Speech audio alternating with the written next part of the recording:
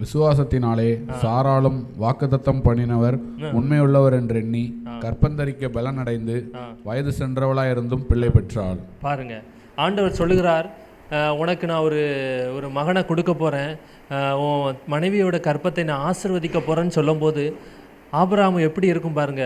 ஆபிரகாமுக்கு வயசு 99 100 வயசு ஆகுது, சாராளுக்கு 90 வயசுக்கு மேலே ஆகுது. இப்படிப்பட்ட ஒரு சமயத்தில் எப்படி கற்பத்தை ஆண்டவர் ஆசீர்வதிப்பார் அப்படின்னு சொல்லி அவங்களுக்குள்ள ஒரு விசுவாசத்தை அவங்க ஆபிரகாம் இழக்கலை. கர்த்தர் சொல்லிட்டார், நிச்சயம் என்னை ஆசீர்வதிப்பார்னு சொல்லும்போது சில காரியத்தில் நம்ம வாழ்க்கையில் கர்த்தர் அடைத்திருப்பார். நமக்கு அதற்கான ஆசீர்வாதம் இல்லாமல் சில நேரங்களில் மனுஷங்க முன்பாக எப்படி முழிப்போம், வெட்கப்பட்டுவோம்னு பயந்து கொண்டு இருப்போம். ஆனாலும் கர்த்தர் ஏற்படுத்துகிற நாள் ஒன்று வரும், அந்த நாளில் உங்களுக்கு அடைக்கப்பட்ட வாசல்களை திறப்பார். அல்லேலூயா. பாருங்க, விசுவாசத்தோடு இருக்கிற அந்த பிள்ளைகளுக்கு கர்த்தர் ஒரு ஆண்மகனை கொடுத்து ஈசாக்கை கொடுத்து ஆசீர்வதித்தார். நம்ம வாழ்க்கையில் சில நேரங்களில் நம்ம விசுவாசத்தை இழந்தாதான் நம்ம சத்ருவின் கையிலுக்கும் மனிதர்களுடைய ஆலோசனைக்கும் நம்ம கைக்கு போயிடுவோம். அப்படி மட்டும் ஒரு நாள் நம்ம போயிடக்கூடாது.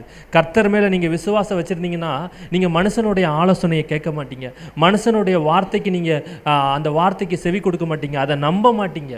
கர்த்தரை நம்பி இருக்கிறதுனால ஆண்டவர் எனக்கு சொல்லிட்டார் இந்த பாதையை, நீங்கள் குறுக்கு வழியை நீங்கள் சொல்கிறீங்க. இப்போ வேணால் அது எங்கள் வாழ்க்கையில் அது ஆசீர்வாதமாக தெரியலாம், ஆனால் முடிவு அது கஷ்டமாக இருக்கும். எங்கள் வாழ்க்கையில் ஆண்டவர் அற்பமாக ஆரம்ப வைத்திருந்தாலும் முடிவை சம்பூர்ணமாக வைத்திருப்பார். அல்லேலூயா.